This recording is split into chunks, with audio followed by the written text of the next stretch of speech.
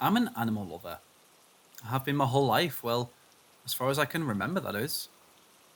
Growing up, my parents and I had a lot of pets: dogs, cats, hamsters, chickens. We even had a pig named Bubbles that lived in the house with us for a little while, but he wandered off one day and never came back. Anyway, when I graduated high school, I realized it was about time I moved out and started my own life. I had gotten a job at Chelsea's, a small family owned restaurant in town, when I turned 16, and made just enough money to rent a room somewhere. So I did. I rented a room off Jack, a co worker of mine from Chelsea's. It's a small studio apartment over at the garage. Now, Jack has only three rules: no drugs, no alcohol, and no pets. So I had to get used to not having any animals around. It was a little depressing, not waking up to a little fuzzy face licking your nose. Anyway, the other morning, I was walking out to my car, leaving to go to work, when I saw this tan and white cat sitting under the bush at the bottom of the stairs. "Hey kitty," I said as I waved to it and proceeded to work. I told myself as I was driving, if the cat's still there when I get home, I'll pick it up, put it in the car, and take it to my parents' house. Well, I got off of work around 4 a.m. and drove home, and sure enough, the cat was still there. I knelt down beside the bush and extended my hand under it, as if I was going to pet the cat. "Hey there, little buddy. Are you hungry?" I said. Suddenly, it lunged forward and bit me between my thumb and forefinger, hard enough to draw blood, and then took off across the yard. "Son of a bitch!" I screamed as I covered my hand with my other hand, ran up the stairs, opened the door, and ran into the bathroom to clean it up. It really hurt bad. Anyway, I stopped the bleeding, poured peroxide on it, dried it off, put gauze over the bite, and then wrapped my hand in a bandage. Now, I've never been one for going to the doctor. I mean, if I can't walk or breathe or see or anything like that, then yeah, I'd go. But other than that, I just man up and deal with it. Anyway, I was watching TV, eating my dinner, when I realized my hand was swollen and turning purple. I took off the bandage and the gauze, letting it air out for a while, hoping the swelling would go down. By the time I went to bed, the swelling had gone down a little. Now, this is where everything began to get weird. I woke up this morning, and I rolled out of bed, landing on my hands and knees. I began to walk the kitchen like that until I realized what I was doing and stood upright. What the hell? I thought. I walked to the kitchen to get a drink of water because my mouth was extremely dry. I grabbed a cup from the cabinet, turned on the cold water, filled it up, brought it to my mouth, and began to lap it up with my tongue. I again realized what I was doing. I then threw the cup in the sink. The water splashed back on me. It hit my skin and freaked me out. I stepped back quickly so as not to get hit by any more. "What the fuck is wrong with me?" I said to myself. I then looked at the bite on my hand. It was bright red and pulsating. Suddenly, I picked up a scent. I began sniffing the air around the kitchen into the living room and finally the bathroom. As I walked into the bathroom, I dropped down on my hands and knees once again and stuck my head between the sink and the toilet. And that's when I saw it, a mouse. It looked delicious. With lightning speed, I reached around the toilet and snatched him up with one swipe. I held him in my hand, the same hand that was bit, and proceeded to rip its head off with my teeth and chewed on it like a meatball. I was right.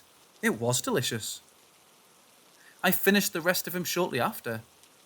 I then attempted to stand up, but soon realized I couldn't.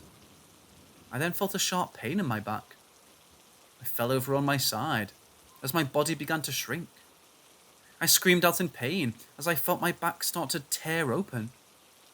I turned my head around to see a cat's tail, a tan and white cat's tail, protruding from my back. I then returned to my hands and knees, or what I thought were my hands and knees, not only to realize I was standing on four legs, with human feet and human hands, at a much lower level than normal. I jumped upon the sink and looked at myself in the mirror. My head was much smaller and resembled that of a cat.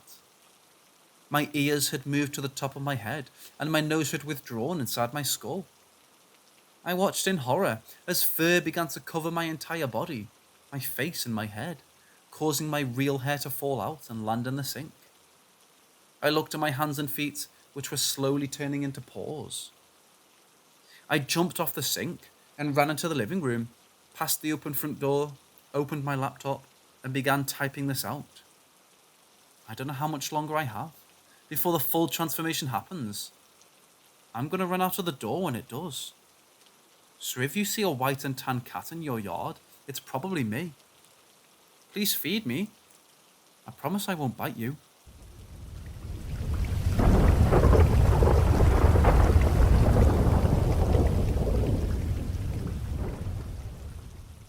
Jamie, there's a storm coming, I remember my mom saying as she yelled up the stairs. Every time a storm came through our area when I was a kid. I was maybe 5 or 6 at the time. I would drop whatever I was doing in my room, practically jump down the stairs, and run as fast as my little legs could take me out to the front porch. I would stand anxiously at the railing, looking up at the skies and wait excitedly for the storm to come. You see, I'm infatuated with storms, thunderstorms in particular. They're my favourite, but I don't know why. There was something about them that intrigued me. I thought it was the sound, or maybe the cloud formations, or maybe seeing the lightning bolts pierce through the skies, or maybe I was just nuts. I didn't know. Anyway, when I turned 16 and got my driver's license, my mom bought me a 1979 Ford Pinto. I don't care what anyone says, I love that car. I would watch the Weather Channel constantly, find out if a storm was coming, where it was going to hit, and then drive there. If it was close enough, and sometimes get caught in it as I did. It was so exhilarating chasing the storm. I almost wrecked my car a couple times trying to drive through the rain and wind. I didn't have any friends to hang out with. All the kids in school thought I was weird for purposefully driving into storms. Anyway, as I grew into adulthood, I seriously thought about becoming a meteorologist. That way, it would make it easier to become a professional storm chaser. That was until I found out all the different classes you had to take, and all the degrees you had to have. Nah, screw it, that's too much work, I told myself. I'll just do it for fun. Although you don't necessarily need a formal education to be a storm chaser, it does help when you're trying to be a professional one. Now that career choice was off the table, I knew I had to get a real job. You see, I flipped burger at Dino's, a mom and pop burger joint after school on the weekends, and all summer long when I was in high school. That's where I got all the money to pay for gas. But Dino's was not going to cut it a career. So once I graduated, I began filling out applications all over town. I eventually got a job working for 84 Lumber. That was the name of the place. I quit Dino's the same day. I saved some money, moved out of my mom's house, and rented a basement apartment off a co-worker. Anyway, I started out part-time as a floor associate, which is basically someone that walks around on the sales floor all day and asks people if they can help them find anything. It didn't pay much, but it paid better than Dino's. Now, I didn't know anything about lumber when I first started. That's a fancy name for wood, by the way. So I figured if I was going to make this a career, I had to learn everything I could and try to move up in the company as fast as possible. So I did. All the while, I still chased storms on my days off, if there were any. Now, I spent about a year working the sales floor and learning everything I could about lumber. When I was offered a full-time position, I took it. I don't know about other companies, but at 84 Lumber, only the full-time employees could move up to management, and that's where the real money was. I worked the sales floor for a couple years more, when the assistant manager position became available. The old assistant manager retired after 25 years and moved to Florida. I applied for the position and got it. I beat out 3 other guys that had been there longer than me. As part of the assistant manager's training program, policy states that all trainees must attend a week-long seminar and workshop at 84 Lumber's home office located a few states away. Okay, no problem. My car should make it that far, I thought. I still drive around in that Ford Pinto I mentioned earlier. Now, my store manager called the corporate office and made arrangements for me to attend. I booked a week-long stay at the Winehart Bed and Breakfast, which was only a mile or so from the home office. I drove down there, which took about 3 hours. I attended the seminar in the workshop, got my certificates, and was driving home when it happened. You see, I always check the Weather Channel app on my phone whenever I'm out of town, in case there's a storm nearby. So before I left the bed and breakfast, I did just that. The app showed that the day was going to be bright and sunny, with no storm clouds in sight. Well, that sucks, I thought. Anyway, I left the B&B, got on the highway, and began driving home. Traffic was insane. I was about an hour into my trip when I heard what sounded like a sonic boom as the wind picked up drastically. So much so that it was hard to keep the car on the road. Several large box trucks as well as tractor trailers began swerving left and right. The wind was blowing that hard. The storm clouds moved in quickly at a speed I'd never seen before. Cool, I said excitedly. The app said there wasn't going to be a storm. I pulled over onto the shoulder of the road, stuck my head out of the driver's side window, and watched the storm roll in. I was directly in the middle of it. I was smiling ear to ear. The bright, sun-filled sky soon gave way to dark, menacing clouds as thunder began to roar. Only this time, the thunder sounded different. I don't really know how to explain it, other than saying it sounded like there were voices in the thunder. Well, not really voices, more like moaning sounds.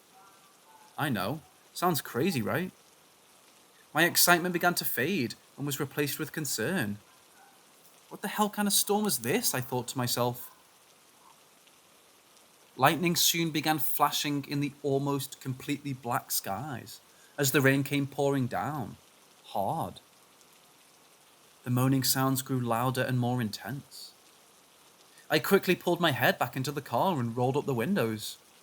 Lightning then began crashing to the ground, mere seconds after each other, all around me. Several cars and other vehicles began pulling over on the side of the road, just like I was. Now, I could barely see the front of my car through all the rain. It was coming down that hard, and I was just sitting there. I can only imagine what visibility was like driving 55 miles an hour. Others continued driving down the road, but soon regretted their decision, I can only assume, as softball-sized pieces of hail began falling from the lightning-filled skies. I'd never seen hail that size before. I went from concerned to scared shitless. It began smashing into the vehicles, causing multiple car accidents.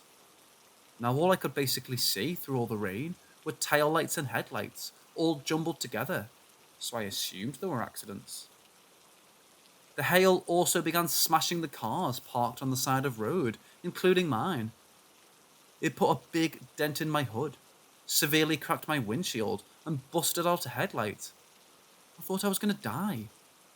Chasing storms was one thing, but this was insane. Now, if it wasn't bad enough, here comes the fog, and I'm not talking a little bit of creepy fog. I'm talking about a complete blanket of bright white fog. Can't see anything fog. The fog was so bright that you had to squint your eyes. The moaning sounds were deafening at that point. I closed my eyes and screamed, "Stop!" But it didn't stop. It got louder and louder. I put my hands over my ears to try and drown out the noise.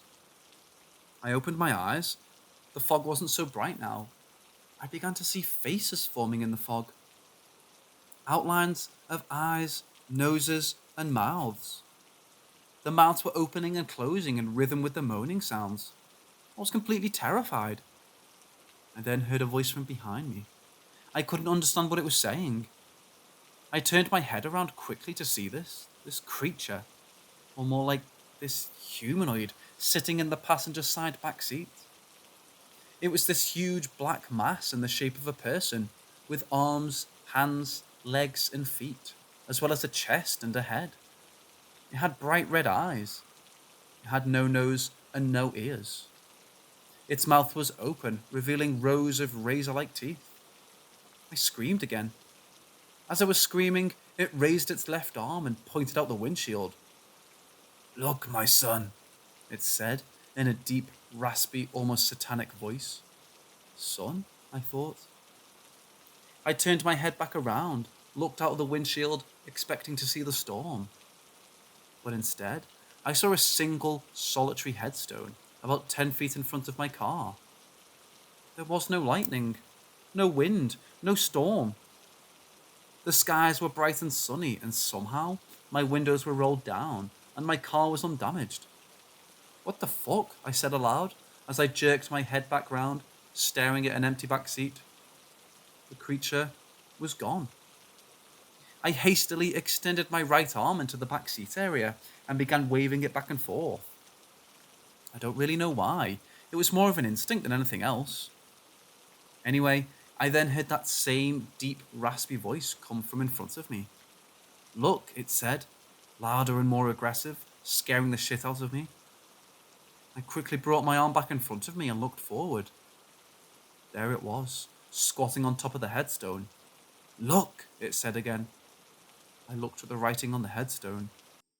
Donald Henderson, it read. Born April 27th, 1953.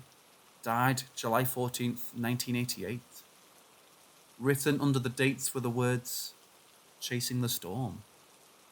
Wait a minute, I thought to myself, hanging my head. Donald Henderson, that was my father's name, and that was the day he died. Mom said he died in a car accident when I was 2 years old. What the hell? Chasing the storm? He must have died in a car accident while chasing a storm. That's why I like storms so much, because my dad did, and... My conversation with myself was then interrupted by a deep, raspy moaning sound. I looked up to see the creature now standing on top of the headstone. I leaned forward in the seat as it brought its left arm in front of itself, then extended it back in a presenting fashion, like Vanna White does on the Wheel of Fortune. Anyway, I looked where it was pointing and saw another headstone. "Look," it said once again. I looked closer. It was the same kind of headstone, but the words were different. On this headstone was the name Jamie Henderson. Hold up, my name is Jamie Henderson, and I was born May 22nd, 1986, I thought. I was in complete shock. But the most shocking thing about it was the date it said I died. The date was July 24th, 2021. That's today's date, I thought. Chasing the Storm was written under those dates as well. I couldn't believe what I was seeing. Is this for real? Am I really seeing this? Is that creature my father? I opened the car door and walked to the front of my car, staring at both headstones. The creature then squatted down once again, still on top of the headstone. It extended its right arm to me, as if to shake my hand. I was reluctant to do so. I mean, wouldn't you? Now, I've never backed down from anything in my life, and I wasn't about to start then. I slowly raised my right arm, extending my hand until I was mere inches away from its hand. It suddenly lunged forward, grabbing my hand, as if jumped off the headstone.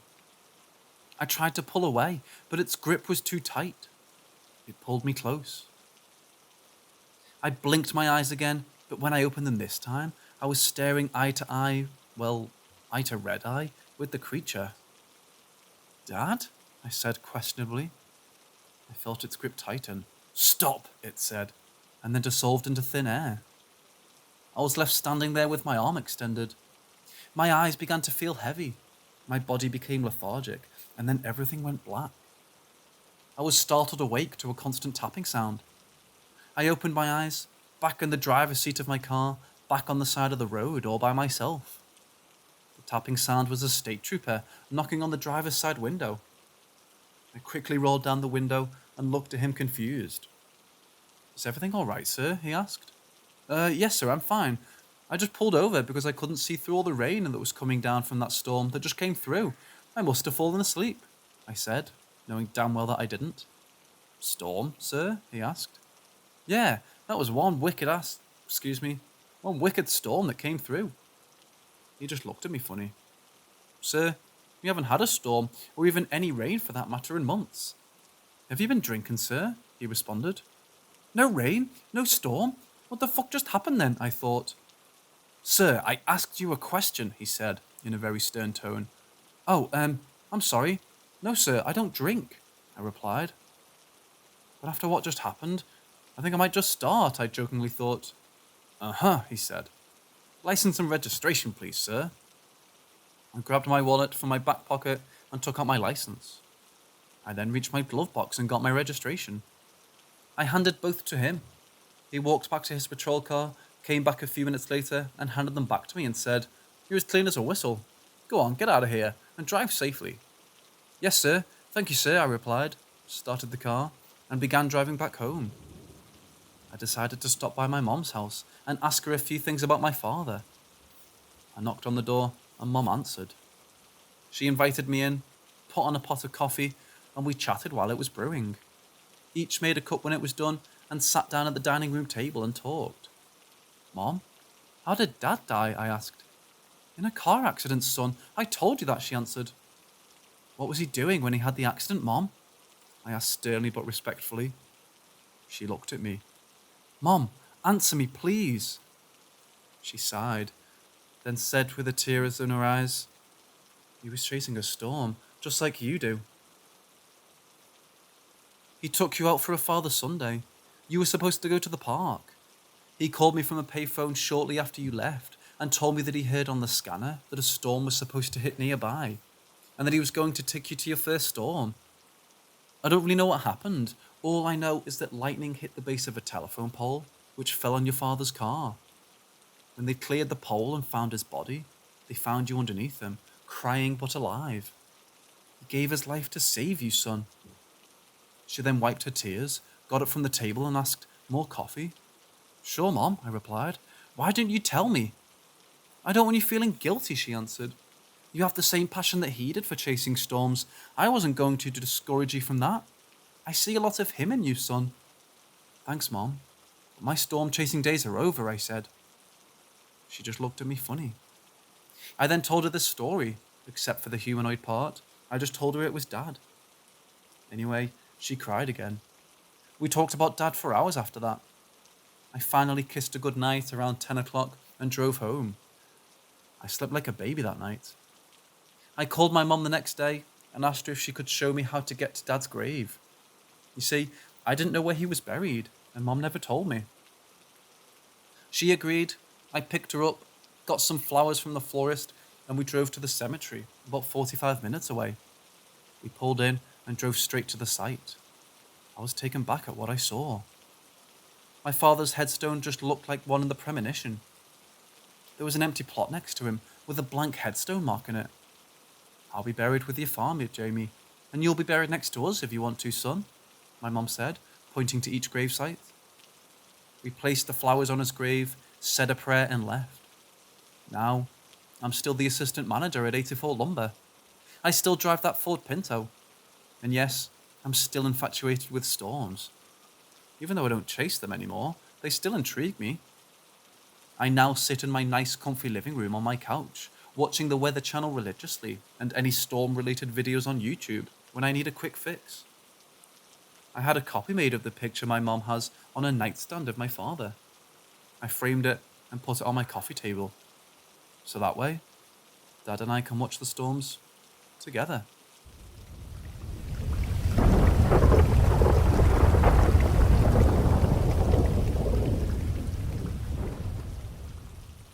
I should start this by saying that I'm highly skeptical of any supernatural experiences that I might have or investigate.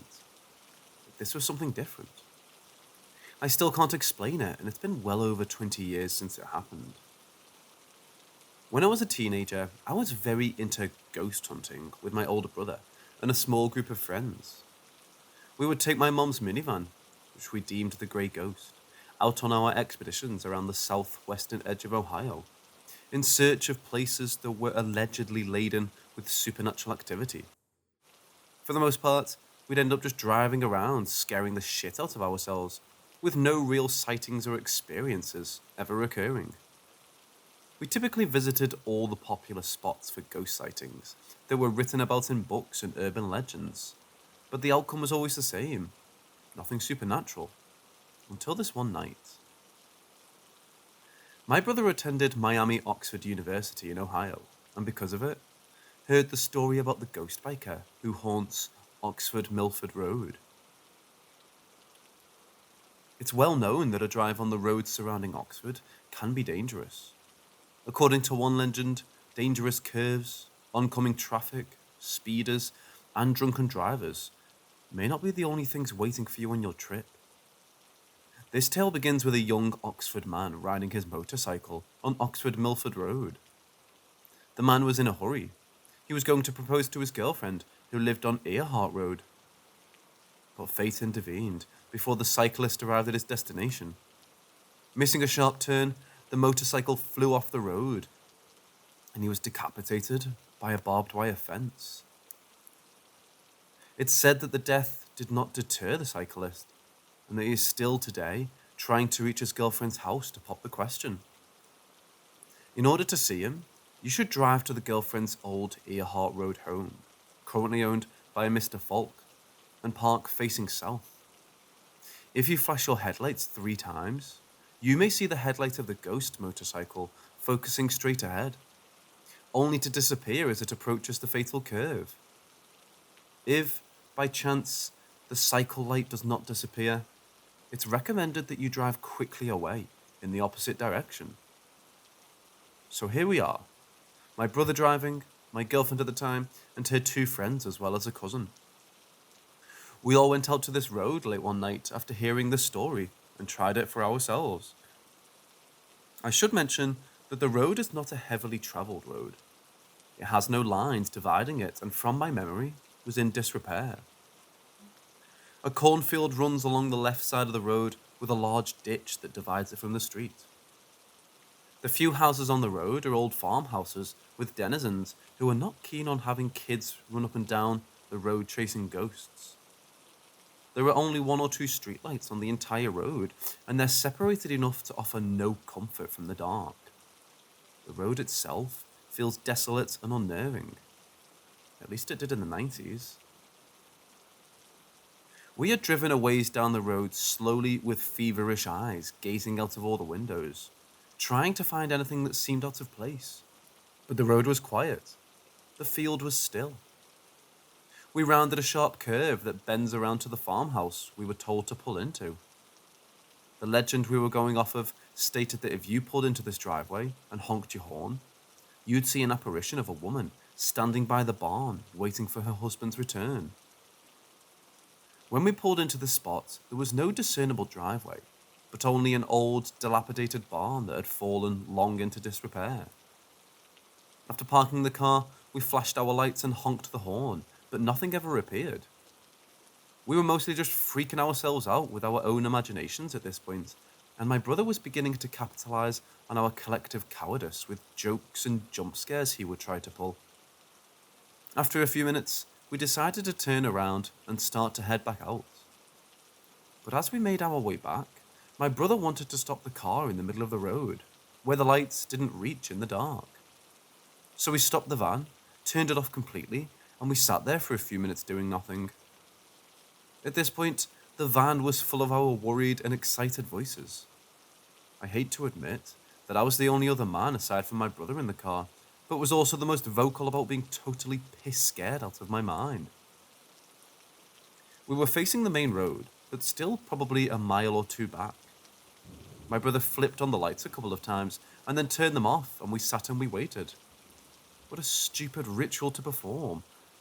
In hindsight, I look back on all these little rules to make ghosts appear and roll my eyes. But maybe there is some mad science behind it. My memory still serves me well with this whole experience because it was so strange. So after he did the light ritual, we sat there a bit longer and nothing was happening. But my brother noticed something as he was looking back to talk to us in the back seat, and he pointed it out. A good ways in the cornfield, we saw a small orange light. Looked like a lantern. At first, we began to explain it away by saying it was probably a headlight from a neighbouring street on the other side of the field. However, we were also seeing that the light was slowly floating through the field towards the road we were parked on.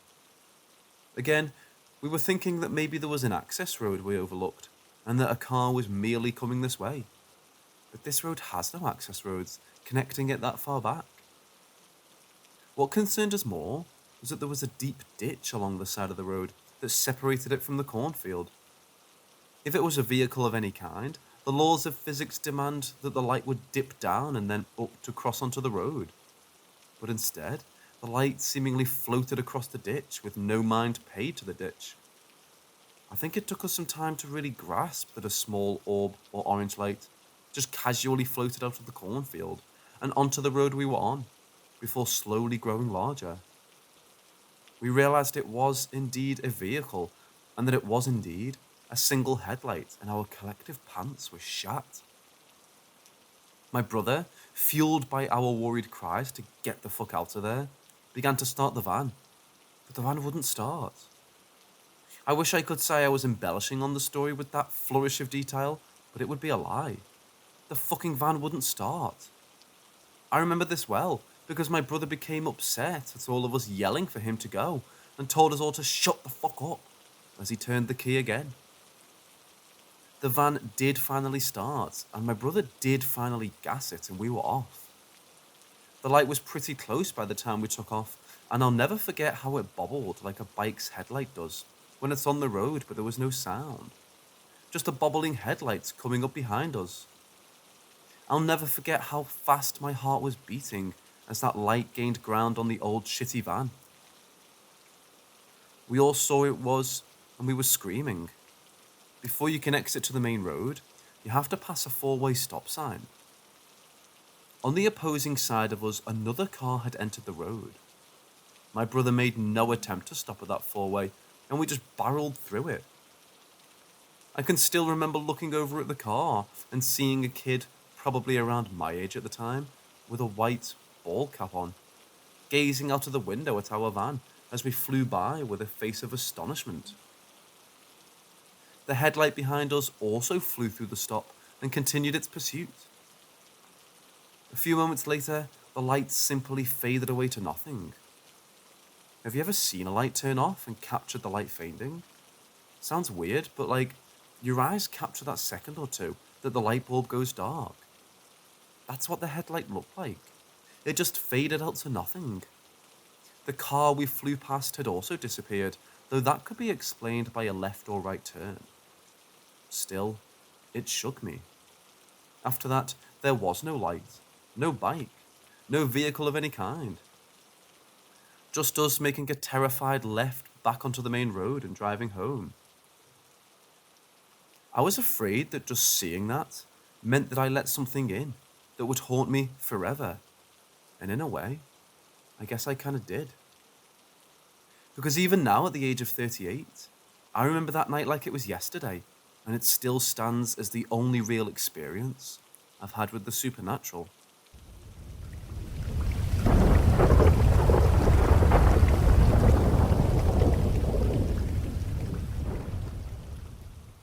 So recently, I've been binge watching paranormal story times on YouTube, mostly from Loie Lane, Hayley Reese, Harmony Nice, and Shannon Rose, and it got me in the mood to share one of mine. A string of events have been on my mind lately, and after getting a tarot reading done, I feel like these events may actually be connected. Mind you, I've always been open to the paranormal, but without hard evidence to prove its validity, I tend to look at these experiences and their paranormal explanations as more entertaining in nature than something to be taken seriously. It does make for a creepy and fun story, so I thought I'd share. In the fall of 2013, I had begun to feel a presence in my home. Of course, feeling a presence is very vague and doesn't prove much, but I just had the feeling I wasn't alone. The feeling wasn't negative though, and it didn't scare me. If anything, it just felt like someone I knew. It felt familiar, comfortable, and safe. One night, I was getting ready for bed and I felt that presence again. I brushed it off, feeling hyper aware of the shadows around me. Once I was in bed and I was trying to fall asleep, I was startled by the sensation that someone had just climbed into bed beside me.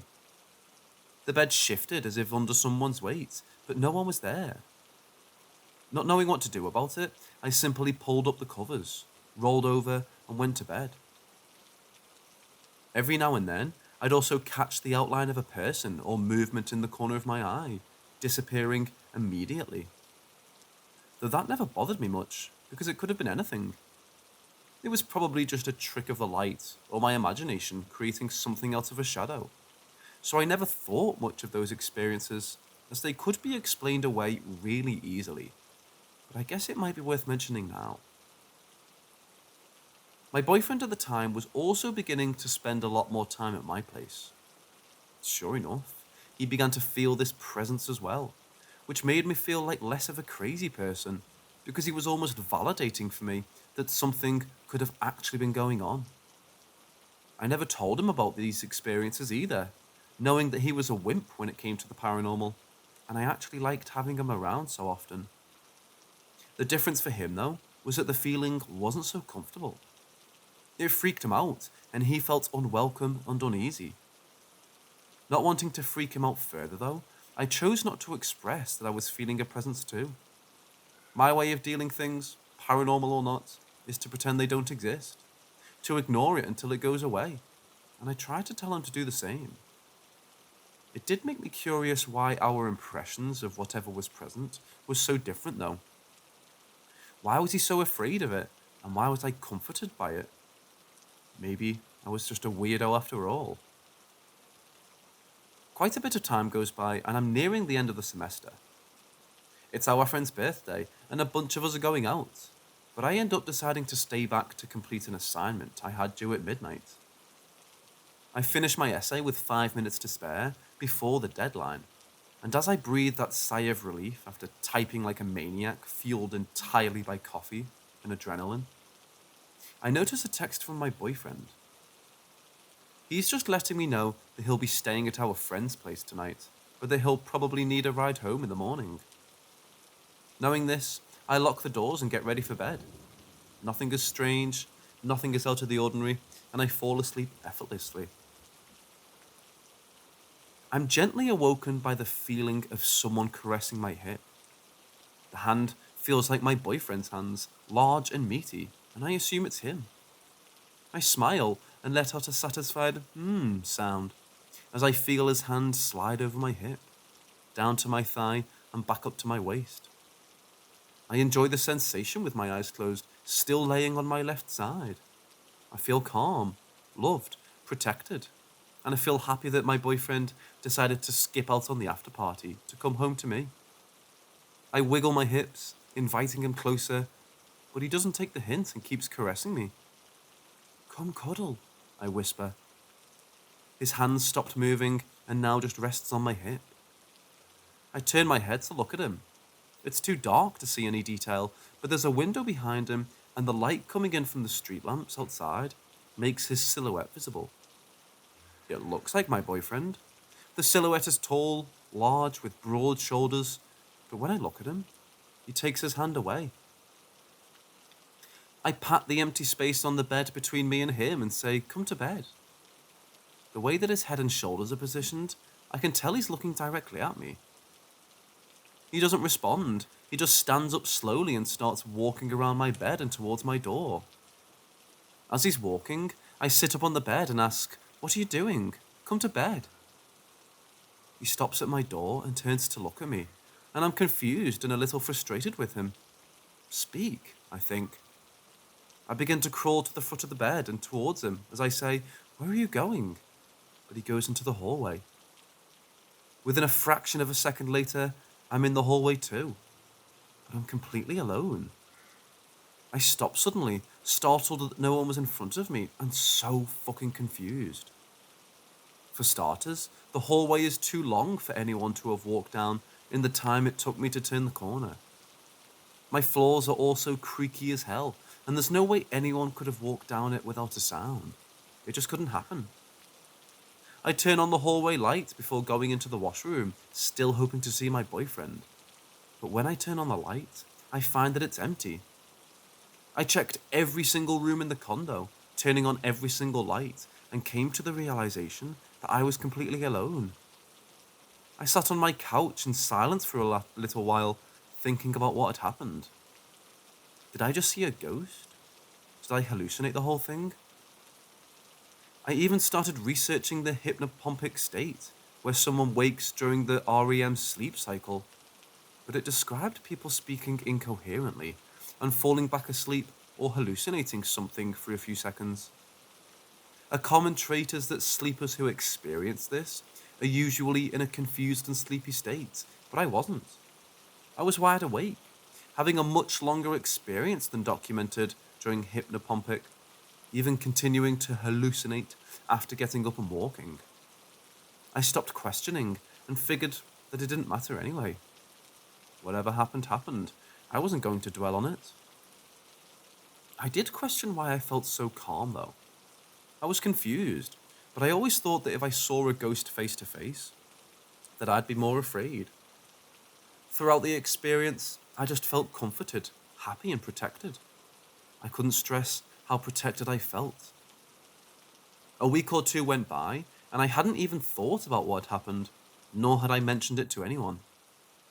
I passed it off as a hallucination and moved on, until one night, my boyfriend and I decided to binge watch some Netflix. We moved my mattress to the living room and set it down in between the couch and the TV, and we eventually fell asleep there. When I woke up, I looked around and saw my boyfriend sitting on the couch with a cup of coffee. He was already looking at me. He smiled and said, "Good morning." I smiled, but something about him seemed off. His body language read a little tense to me. "Is everything okay?" I asked him. He just shrugged, and the corner of his mouth curled into a half smile, as if he was trying to reassure me that he was okay, just not super okay. It was just some sleep paralysis again. It was just really fucking creepy, that's all. I can't seem to shake it off, he said. Sleep paralysis was pretty common for him. He'd have it once every few months. He was used to it, but it was always unnerving for him, especially when we'd hallucinate at the same time. "Want to tell me about it?" I asked, rolling over towards him. He tilted his head and described it to me. He said he'd fallen asleep on the couch a little after I did, and woke to find himself completely paralyzed. He thought to himself, "Shit, not this again," but was horrified to see that when he looked towards me, a shadow-like figure of a man was sitting on the mattress beside me.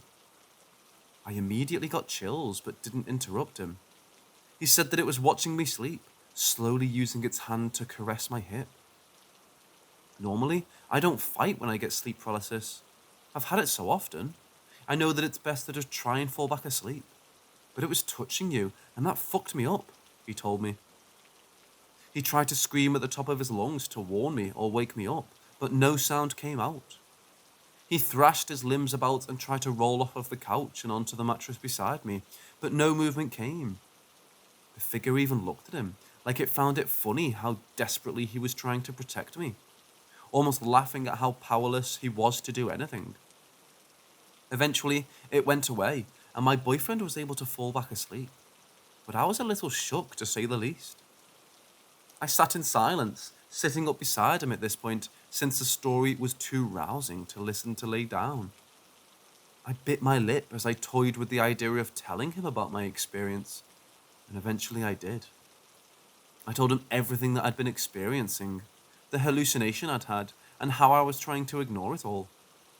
He just sat there in silence after I told them, but after a little while he said, "That's fucked." I told him how it never scared me though, that it felt safe to me, comforting even. But he was just thought that it was weird. Eventually, we started referring to it as my ghost boyfriend, and it became an inside joke. Neither of us had any weird experiences like that again, but we did feel the same presence every so often. We'd ignore it every time.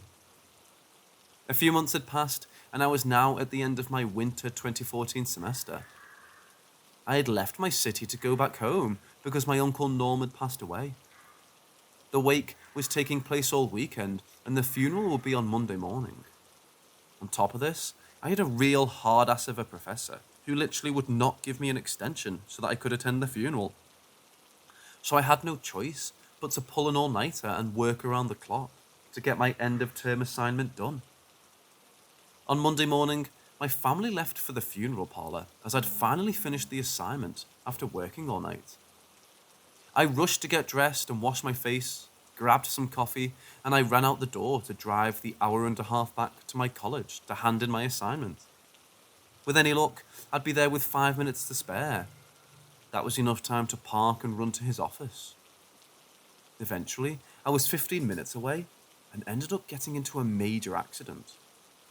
I had fallen asleep on the road and woke up to the sight of my car speeding 90 kilometers an hour directly into a rock wall, only a few feet in front of me. I don't even know how to describe the experience. I can barely explain it to anyone. I didn't feel afraid. I didn't think about the fact that I was about to die. I didn't scream. I didn't cry. I felt like I'd gone into autopilot and that my brain was focused purely on survival.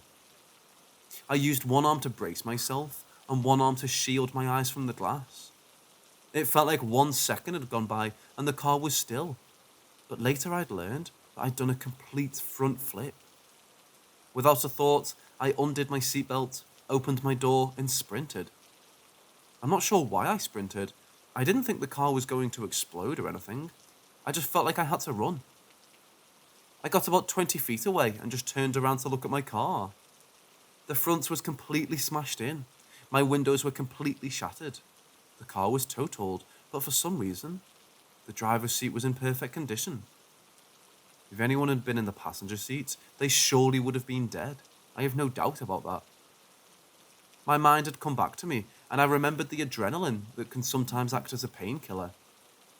So I began to search my body for any injuries, but could find nothing but a bruise on my right shin. I even remembered that I had some weed in my glove compartment and didn't want anyone finding that. So I ran back to the car to grab it and was quickly able to bury it in the ditch nearby before a car even drove by. I hadn't even realised, but I'd had my accident literally 3 minutes away from a hospital, and the first 3 people to stop were all nurses from that hospital. I let a lady in scrubs examine me really quickly while the other person called the police, and another looked through my car to find my cell phone so that I could call my family. They were in the church during the service when I called and immediately rushed to meet me at the hospital. I was being sent out of precaution. I mean, at least I got that extension on my project, but damn. Initially, I didn't think surviving this accident was paranormal in nature whatsoever. But my parents, being religious, 100% believed that my Uncle Norman protected me. I thought it was a fluke. It was just the angle at which I hit the rocks, but I did thank my lucky stars that I was alive. Though I did still feel weird about the whole thing. It felt like I'd never even been in an accident, like it was just some dream I had, so I never really took it seriously. People ask me how it felt, but I didn't feel anything before, during, or after the accident. All emotion left my body during the accident. Even to this day, I don't feel really like it was really me, if that makes sense. I mean, obviously I knew it was me and my physical body, but it wasn't me. A few months later, my cousin had chosen to see a medium. He was really close to my uncle who'd just passed and was curious whether he'd come through in the reading. During the reading, the medium claimed that a man named Norman was coming through and that he was his uncle, which was pretty shocking to my cousin.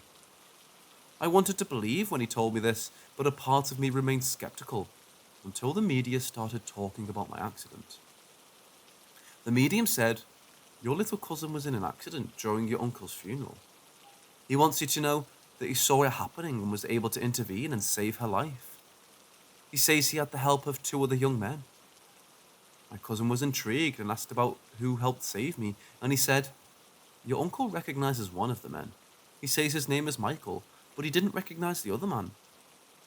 At this point, I was a believer. Michael was my cousin who'd passed away about 4 years prior. My mum and I were literally crying as my cousin told us this. I'm even tearing up as I write this now because holy shit. Anyways, the medium had some other cool stuff to say about my uncle. After hearing about my uncle's passing, my dad and cousin got together. They bought my uncle's favourite beer, and they sat and drank as they shared stories. My uncle was always a prankster, and one of his favourite things to do was shake a can of beer and hand it to someone to open. At a certain point, they'd had 3 beers each.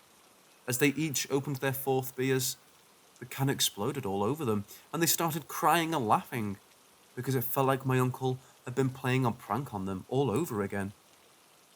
The medium knew about this and said, "He's laughing as he tells me this, but he also wants you to know that he was the one that made those beers explode." The reading was just too wild. There was no way in heck that he could have known any of this. That being said, we always wondered who that third young man who helped save me was. I hadn't lost anyone in my life except Uncle Norm, Cousin Michael, and my grandfather, but he died an old man, not a young man in his 20s. 4 years have now passed, and it was only just today when I decided to get a tarot reading done. I had a few bucks to spare and thought I'd do it for fun. I asked about the spirit that my boyfriend and I had thought we'd seen, and I wish I'd taken a picture of the cards or remembered them better. But I do remember that I got 5 cards. One was about a soulmate, another about past life, another about protection, another about Mother Nature, and one about confusion. She commented on how the Mother Nature card seemed out of place, and she didn't know how to connect it to the rest of the cards. But she told me to see if I could connect it in any way later on. From this, the tarot reader gathered that the spirit I'd experienced was a confused spirit who had died a long time ago and hadn't moved on, but that he was a soulmate of mine from a past life. We'd been in love, and he'd died as a young man. She said that sometimes lost spirits are drawn to the souls of people they were connected to. So even though I had no memory of him in this life, our souls were still connected. She said that this purpose was to serve as my protector while he was around and to help guide me to my true purpose. She also said that it was likely that he'd moved on once he'd done that for me. She still didn't know what the Mother Nature card meant, but at this point, I'd made the connection.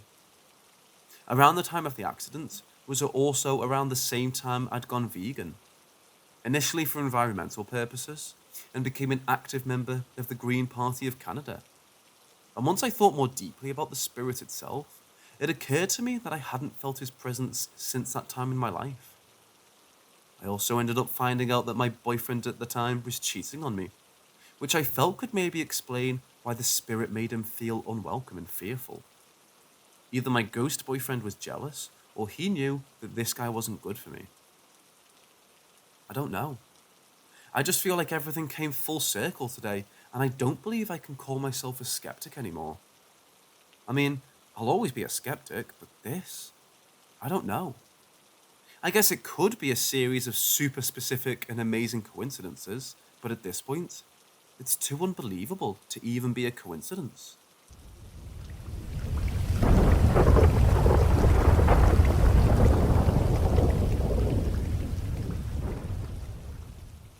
This all happened in the fall of 2011, when I was 16 years old.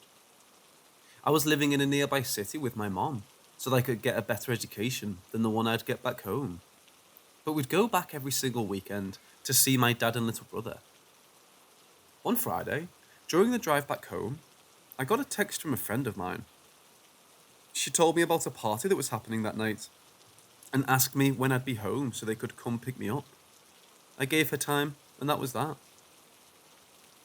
We got home, and as soon as we stepped inside the house, we saw my dad and my cousin sitting at the kitchen table drinking some beers. They're both cops on the res, so usually beers with his partner on a Friday evening means that they had a particularly tough week at work. Typically, the toughest cases to deal with are the child abuse and molestation ones, so a part of me felt sad immediately that something that bad had happened. They both looked tired and drained, but they were happy to see us. We say our greetings, catch up a little, and my dad asks me if I have any plans. I tell him about the party and where it will be, and he and our cousin shared a weird look. "Why are you guys making that face? Did something happen?" I asked. "I don't know. Should we tell her?" my cousin said, looking at my dad. He laughed, and they decided that I should probably know what's been going on, since I'd be going to a cottage pretty deep in the woods later that evening. They start with the first strange call they got on Monday night. An older woman called saying that people were outside of her house, knocking on all of her windows. She said she couldn't see anybody, but there must have been at least 3 people, judging by all the different locations of the knocking. They arrived at the woman's home, inspected all around the house, even checked the woods, but nothing came up. They tell her that it's probably just some teenagers playing tricks on her, and that there isn't much else they can do, besides patrol the area in case they come back. On Wednesday night, the same woman called again with the same problem. It had rained that day, and there was mud all around this woman's home, so they figured that at the very least, they'd find footprints, but they couldn't find anything. This is when they started feeling like something was off, because one of the windows where the woman was adamant about there being knocking was completely impossible to get to without stepping through this huge mud puddle. This is when they started to think that the woman was lying, but they just told her the same thing they told her a few nights prior. By Thursday night, everyone on the res had been talking about these strange experiences. It turns out, this woman wasn't the only one experiencing the knocking. She was just the only one to call the police. I mean, all of this was taking place on a res, so it wasn't long before people were linking it to supernatural occurrences. My dad was still sure it was just a group of teens pranking people, but then they got another call from the same woman for the same reason. They rushed over and were met with the same situation, except this time, the neighbour walked over looking pale as a ghost. He says, "Is this about knocking?" They notice he's a little shaky. "Yeah, did you see something?" they asked him. The man nodded and said, "You guys are going to think I'm crazy, but yeah." And he goes on to explain what he saw. He said that he'd stepped outside for a cigarette on his front porch when he heard knocking. He looked around to see where it was coming from, and when he looked to his neighbour's house, he saw it. There was a black figure standing outside the woman's window, looking into her home. He said it looked humanoid in stature, but completely made out of shadow. You could tell it was something solidish, but you couldn't make out any features on it. He stared at it, completely in shock, and watched the thing as it knocked a couple of times and then darted around the house, knocking on every single window. He said it moved too fast to be a human. It was practically a blur. It went around the house a few times and then ran across the road into the tree line, behind one tree in particular. The man was frozen, but he couldn't look away. It then leaned out from behind the tree, staring directly at him, with yellow eyes that reflected the light similarly to a cat's. And then it smiled, showing its small but numerous pointed and sharp teeth. "I almost shit my pants," he had attempted to joke. Fast forward to Friday. Stories are being exchanged all over the res about other sightings and experiences people were having. On top of multiple people experiencing the knocking, there were also quite a few sightings with everyone describing the creature in the same way. One woman was bringing her trash bin to the road when she thought she saw someone in her peripheral vision standing near the trees. She walked back up the driveway and into her home, feeling like she was being watched. Right before she was about to open her door to go back inside her home, she looked back and saw 2 reflective yellow eyes watching her from the trees. She said it was about 5 feet above the ground. Another couple was driving at night, and they saw a humanoid figure standing in the middle of the road. As they got closer, they slowed down, and it turned around to face them. That's when they saw the reflective yellow eyes and the sharp, pointed teeth as it smiled at them. They stopped the car, too afraid to go closer to it, until they decided to just drive past it.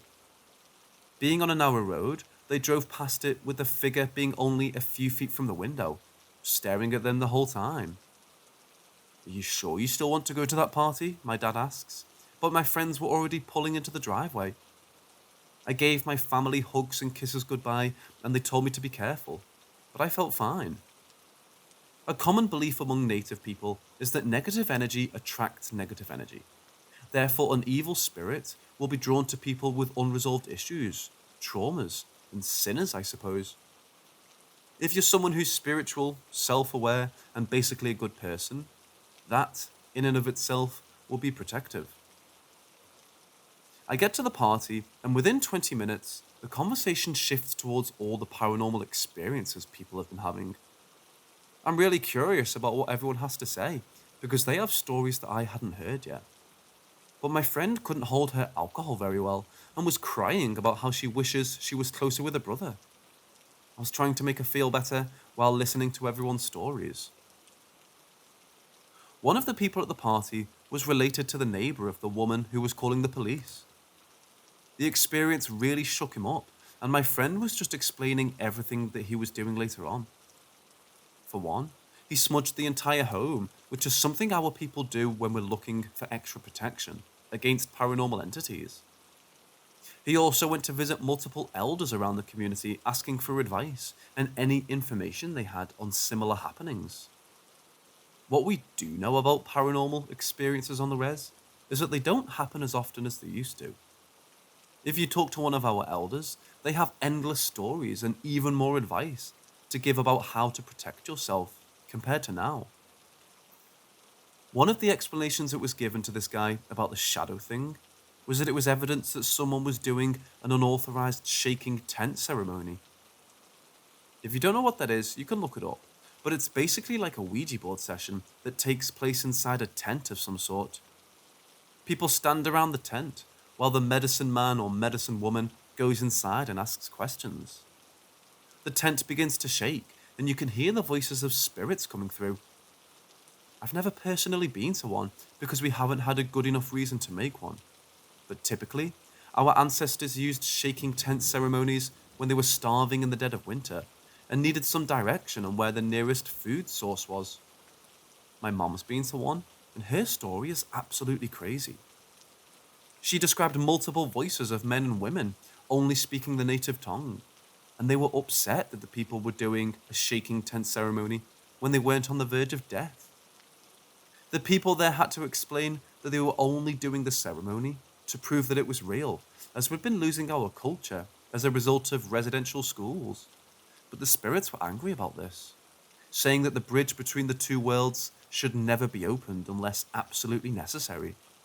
Because you don't know who you're communicating with. It could be evil spirits, and it could be good ones. It could be ancestors, but you never know. Anyways, the elders told him that the spirit crossed over into our world because of a shaking tent ceremony. Someone on the reserve has been doing them without consultation of the elders. So we started thinking about who would do that without proper guidance and without good enough reason to do so. Two of the drunkest dudes at this point start saying shit like, "Ah, I'm not scared. That thing could show up now and it couldn't do shit." Basically, egging it on. All of us were looking at each other like, why the fuck would you disrespect an evil spirit? That's exactly how you attract it to you. And that's when I decided to leave the sunroom where everyone was hanging out. I went to the living room to console my drunk, crying friend when I noticed that the rocking chair outside on the porch was going back and forth. I looked away immediately, refusing to make eye contact, but I did look at it from my peripheral vision. Anyways, I'm inside the cottage and I keep seeing this rocking chair going back and forth. But another thing we're raised to do in our culture is to ignore paranormal experiences. Spirits feed on the energy that people put towards them, so if you freak out, if you get angry, if you yell at it or start crying, that's exactly what it wants, and it will stick around once it gets a reaction. It thrives on energy of any kind, so while I knew someone fucked up was happening on the rocking chair, I wasn't about to pay it any attention. 5 minutes goes by, and I'm still seeing it move in the corner of my eye. That's when my friend screams, and she runs to the other side of the sunroom. My other friend sprints to where the girl was sitting and busts through the French doors onto the balcony. All of this happens in a split second, but I immediately go to the patio and ask what's going on. Girl is crying on the couch with friends all around her. She claims to have seen the spirit. She said she was listening to the boys talk about the spirit when she saw Boy's face as he was looking out onto the balcony behind her. She turned around to see what he was looking at, and directly on the other side of the window was the shadow spirit sitting on the rocking chair, smiling at her literally 3 feet from her. That's when Boy sprints towards it and busts through the French doors. I walk outside to find Boy, and he's on the lawn, staring into the woods. I call his name and he looks up at me. All he says is, "Get inside, everyone." And the tone of his voice just makes me automatically obey. I get all the drunk teenagers inside the cottage. This is when the phrase "come at me, bro" was just gaining popularity, so you could imagine the drunk kids yelling that into the woods. It was terrible. I eventually get everyone inside, and the girl isn't crying anymore, but she's visibly shaken from the experience. Boy comes back inside and tells everyone to clean up, and that we should leave as soon as possible. Everyone has trash bags and are cleaning all the beer bottles and cans away. Everyone goes into the cottage, and it's only me and Boy in the sunroom now. I look to him for answers, and all he says is, "It's outside."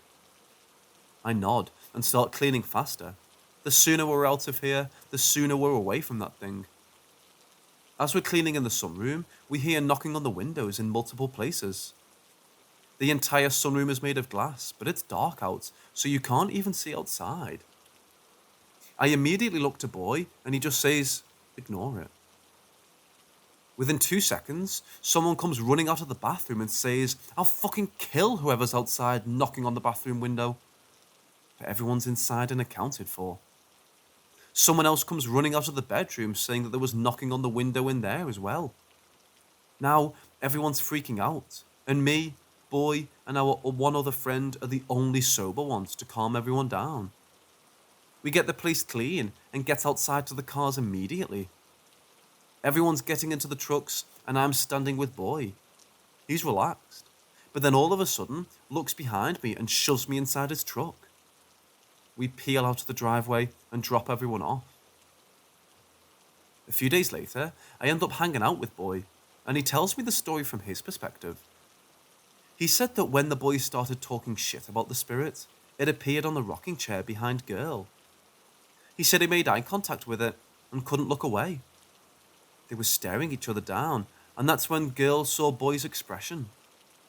He said it was instinct to defend the people he was with and ran towards it. He said that the feeling he got was almost like he was daring him to do something. The spirit stood and ran into the woods, disappearing from the patio in a blur. Boy ran off the porch and was looking around the lawn when he saw it standing at the tree line, looking right at him with a smile on its face. He said the whole time it felt like it was mocking him. I called the boy's name and it disappeared. He didn't see it again until everyone was getting into the trucks, which explains why he suddenly pushed me inside. He said that it was standing on the far end of the truck, super close to us. Later that night, when he dropped everyone off, they realized that they never locked the door. So we went back to the cottage, but his friend was too scared to go in. Boy goes in by himself, but the second he opens the door, he sees this thing standing inside the living room. He locks the door as quickly as he can, and they peel out of the driveway. So yeah, sightings continued for a few days after that. We definitely weren't the only people on the res to have experiences like this. And then it stopped all of a sudden. It was the talk of the res. Everyone was curious about what happened to it. Would it come back? What was it? But word ended up getting around that there were sightings north of our community. White people in the town just north of us were having sightings. Then other reservations were having sightings as well. It was like it was traveling north, the way the stories were going. Anyways, it's 2018 now, and no one else as my reserve has had any sightings of this particular thing.